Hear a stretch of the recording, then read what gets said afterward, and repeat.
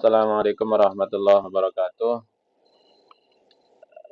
Kepada para siswa dan juga orang tua siswa, pada kesempatan kali ini saya akan menyampaikan terkait dengan prosedur atau tata cara penyampaian izin tidak masuk sekolah.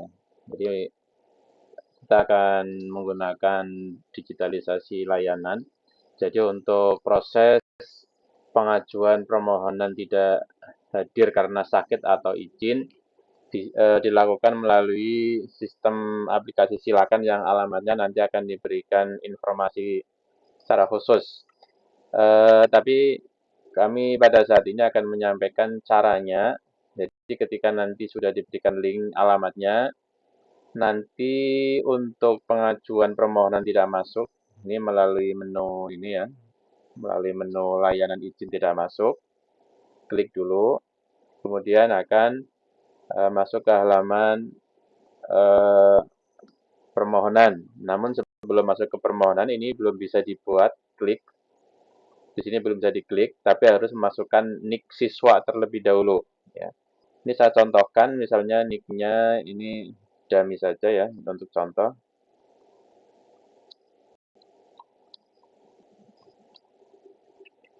Ini setelah dimasukkan nick siswa, kemudian cek nick. Nah, kalau di sini ditemukan, baru bisa lanjut ke permohonan.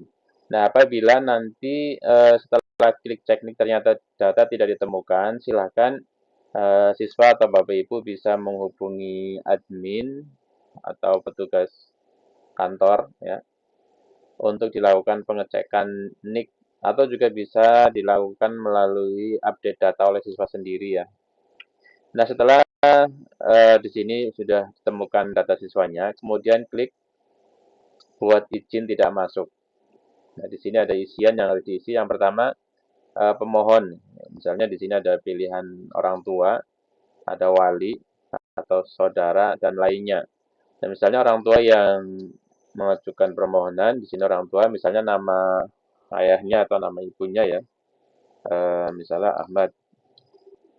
Kemudian alasannya kenapa? Di sini hanya ada dua alasan, sakit atau izin.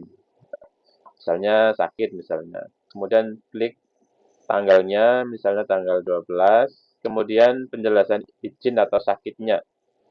Ini sebaiknya diisi juga untuk eh, pertimbangan petugas yang melakukan validasi dan approve izin ya. Jadi nanti pada saat permohonan ini diajukan tidak langsung tercatat sebagai izin atau sakit, tapi akan dilakukan pengecekan terlebih dahulu oleh petugas. Misalnya di sini misalnya sakit kepala misalnya, atau yang lainnya sesuaikan dengan kondisi siswa.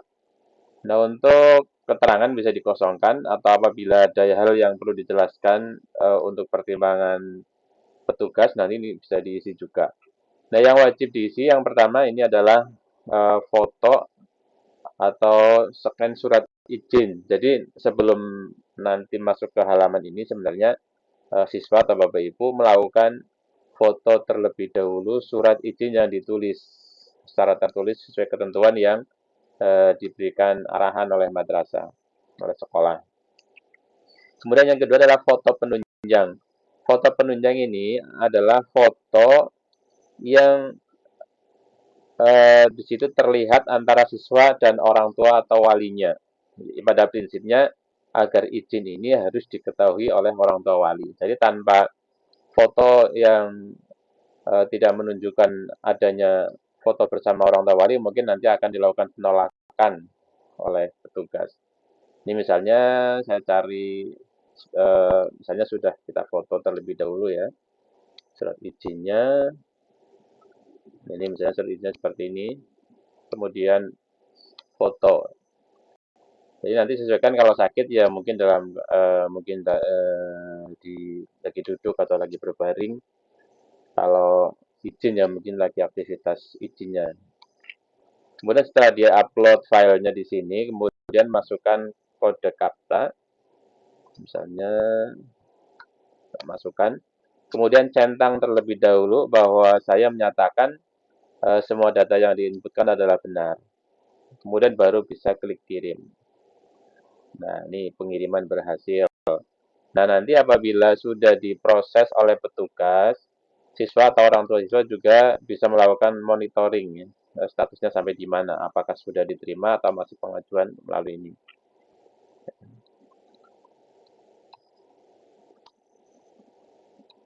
Nah, ini cek data.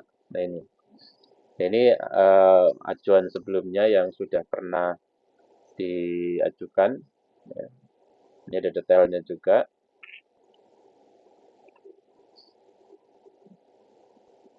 Ya. Nah, begitu tata cara untuk pengajuan permohonan tidak hadir atau tidak berangkat sekolah karena sakit atau karena izin. Mudah-mudahan dapat mempermudah layanan dari madrasah untuk juga menunjang digitalisasi layanan di sekolah. Demikian, terima kasih. Apabila nanti ada permasalahan atau yang perlu ditanyakan, bisa ini melalui helpdesk di bawah, bisa ditanyakan hal-hal yang perlu ditanyakan. Demikian, wassalamualaikum warahmatullahi wabarakatuh.